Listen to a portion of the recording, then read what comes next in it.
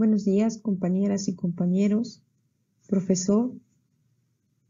A nombre de mi compañera Tania y su servidora Guadalupe Vieira, les damos las gracias por poder ver, escucharnos en esta exposición acerca de la Escuela Evolucionista Antropológica y pues me gustaría comenzar.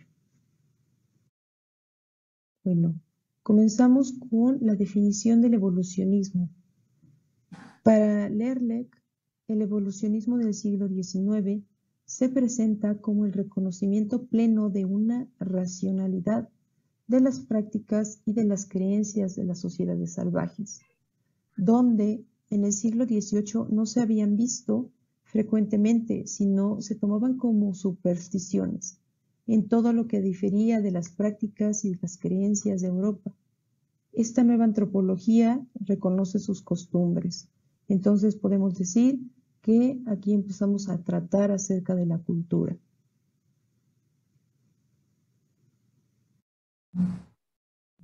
Okay.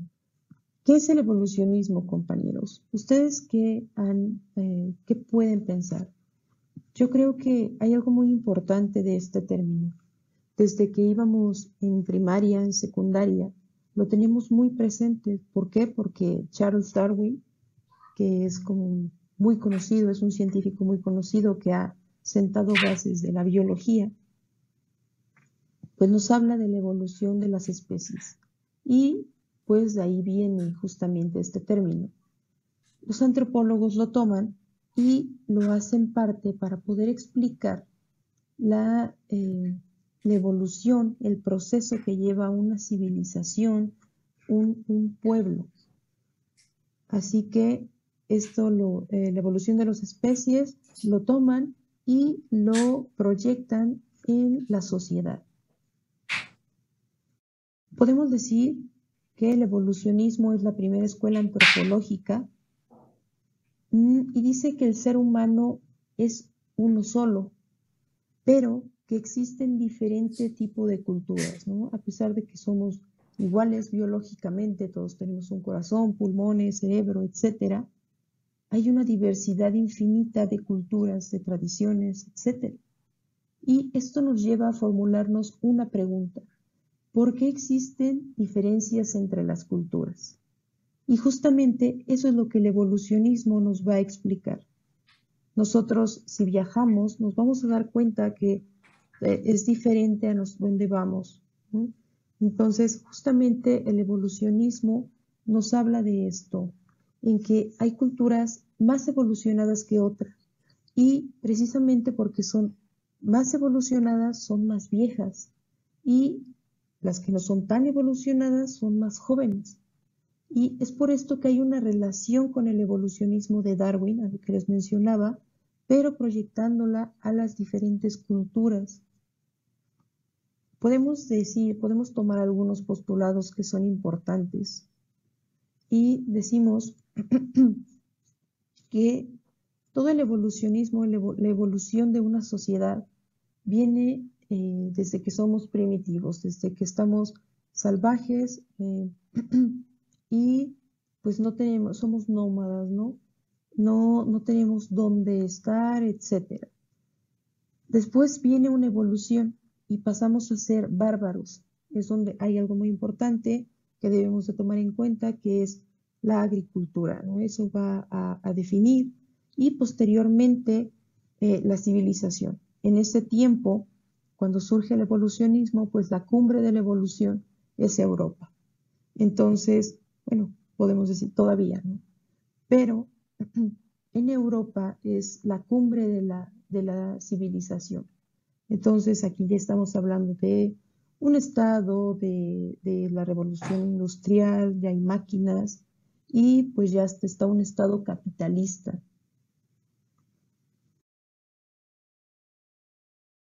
Ok, ¿cuál es la historia? ¿Cuál es el surgimiento, el contexto de la, perdón, de la escuela evolucionista? Esta escuela surge en el siglo XIX.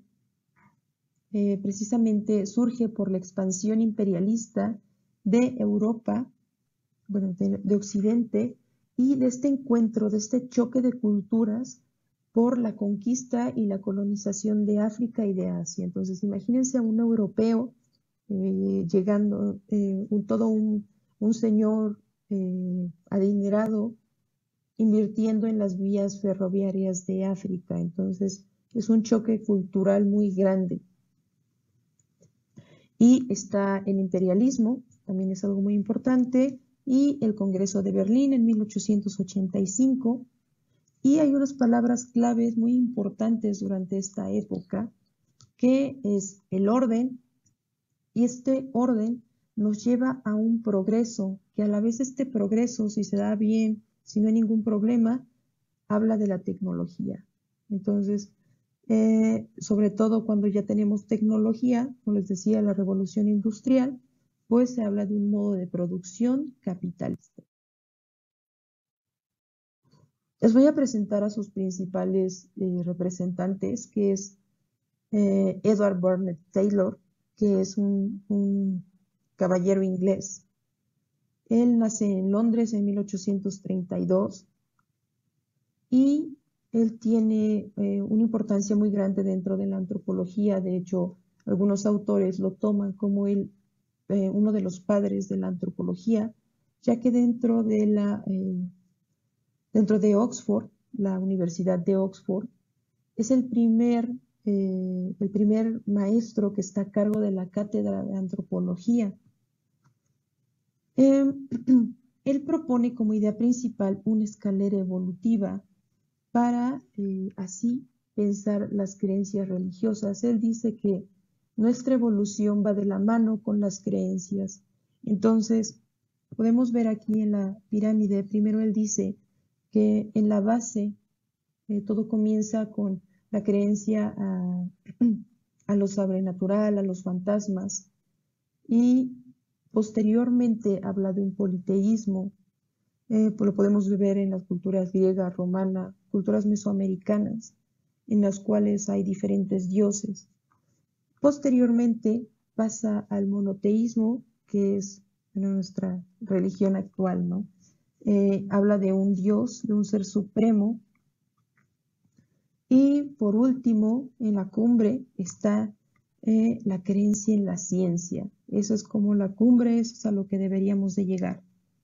Y pensaba que todas las manifestaciones humanas eran significativas, era importante. Entonces él acuña, él toma el nombre, la importancia de la cultura, del término de la cultura. Y el segundo, pero no más importante, es Henry Morgan, Louis Henry Morgan. Él es un caballero estadounidense, nace en 1818 y muere en 1881. Bueno, Morgan, ¿qué es lo que dice? Morgan hace un trabajo de campo con los pueblos originarios de Estados Unidos. Él se va a convivir con algunos pueblos, pieles rojas, y dice algo muy importante. Él sostiene que los aborígenes tienen un instinto cazador. Él habla de instintos.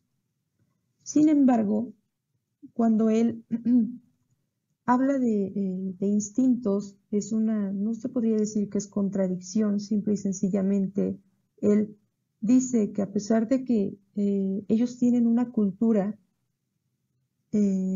también tienen esta parte que viene dentro de ellos, que es su sed de sangre, su instinto por la caza, por matar. Y él tiene él habla también de una etapa, de etapas de evolución, perdón. Y para eso compara 139 sociedades para estudiar cómo se relaciona el parentesco dentro de las familias. Como les decía, cómo evolucionan las familias y sus relaciones filiales. Él dice que el incesto y la promiscuidad va a estar al principio. En un principio no van a haber lazos filiales. Las personas no tienen como este sentimiento de madre-hijo, eh, eh, tío, tía, primo. Él dice que no existe. Sin embargo, conforme va evolucionando, va a haber, se va a tomar en cuenta esta parte del parentesco. Y como cumbre de esta evolución, habla del logro de la monogamia. Dice que las personas van a ser monógamas cuando lleguen a la evolución.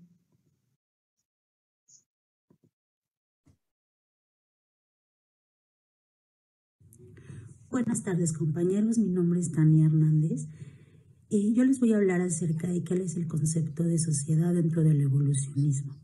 Hacia 1975, Wilson nos propone dos fundamentos importantes. El primero es que algunos rasgos evolutivos son heredados, mientras que otros son un aporte de la selección natural. O sea, como que todos estos rasgos que son heredados no van en conjunto con el contexto social, ¿no? Herbert Spencer más tarde nos dice que él no considera que la biología represente el papel principal dentro de la evolución social, sino que ésta se da a través de distintos factores sociales en cada grupo. Esto quiere decir que la evolución social se va dando a través de la construcción de distintas variables que se van aportando de acuerdo al contexto en el que esté el grupo en ese momento, ¿no? Ahorita vamos a ver los postulados y cada uno qué es lo que nos refiere hacia lo que es la evolución social.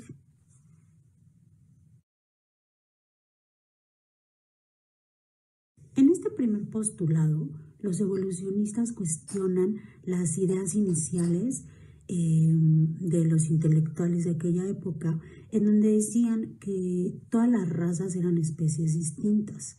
Entonces, los evolucionistas hablan acerca de que no solamente somos una misma especie, sino que tenemos una raíz, un origen de características biológicas y psíquicas que nos permiten aprender y inventar y descubrir cosas a la par. Sin embargo, como va en paralelo y se va descubriendo nuevas cosas, ¿cómo se explica esta forma de una variedad social y cultural? O sea, cómo las costumbres van variando y van siendo distintas de un lado a otro.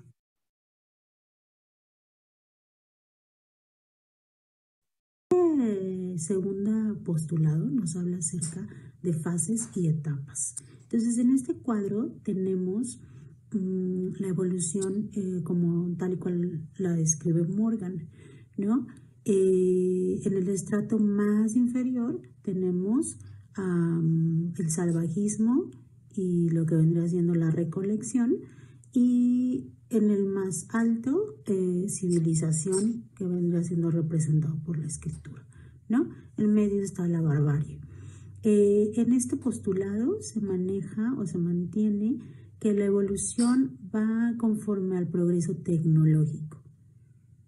Entonces, mientras algunos grupos humanos se mantienen en el salvajismo porque no tienen progreso tecnológico, algunos, como los europeos, se mantienen dentro de la civilización porque ya conllevan cosas como la escritura, ¿no? Que está ejemplificada aquí.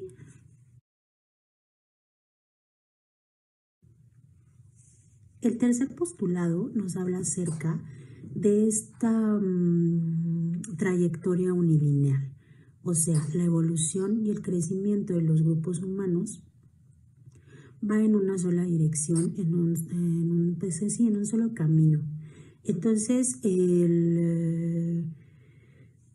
todos los grupos van a pasar por las mismas fases y no hay como chance de que salten alguna fase. O sea, no pueden saltar de la 1 a la 5 y luego la 6, la 7 y hasta la 14, sino siempre van a pasar por las mismas fases.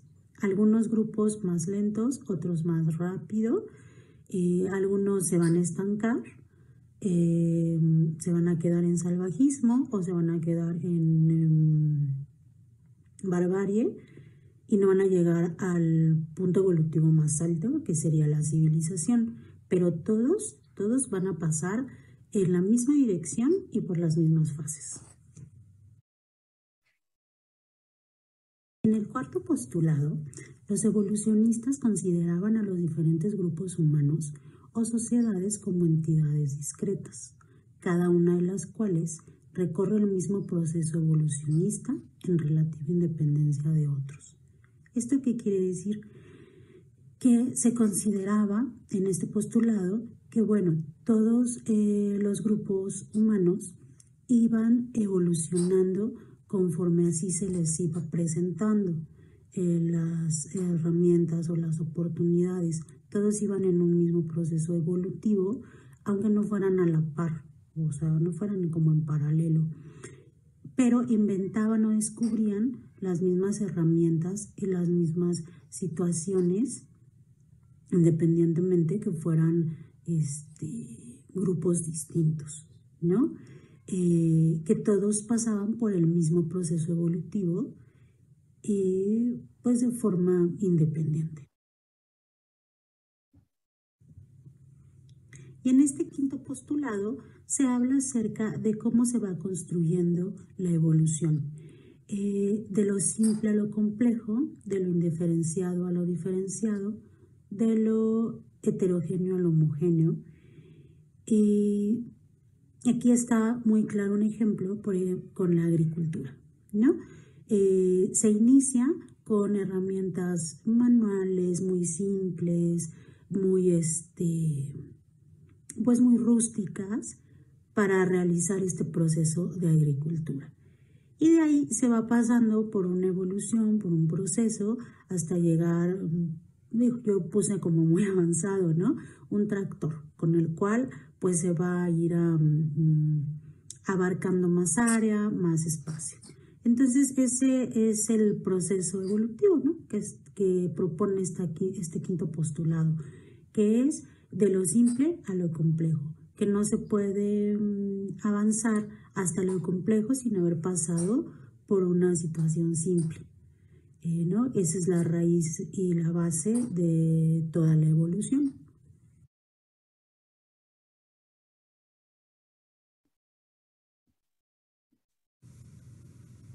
Y finalmente tenemos métodos y técnicas de la escuela evolucionista. Nosotras encontramos únicamente el método comparativo.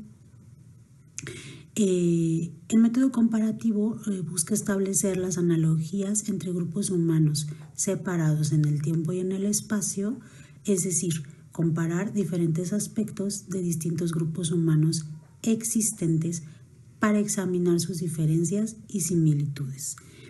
Nosotros no logramos encontrar más métodos y técnicas de investigación. No sabemos si sea porque fue la primera escuela y entonces no hay mucha información acerca de otras técnicas. Por lo que leímos y por lo que vimos en esta exposición acerca de los postulados, pues podemos discernir que casi todo se manejaba a través de comparaciones entre los diferentes grupos humanos, a través de la observación, el trabajo de campo y ver cuáles eran las diferencias entre unos y otros. Les agradecemos mucho la atención que tuvieron para nuestra presentación. Que tengan un excelente día.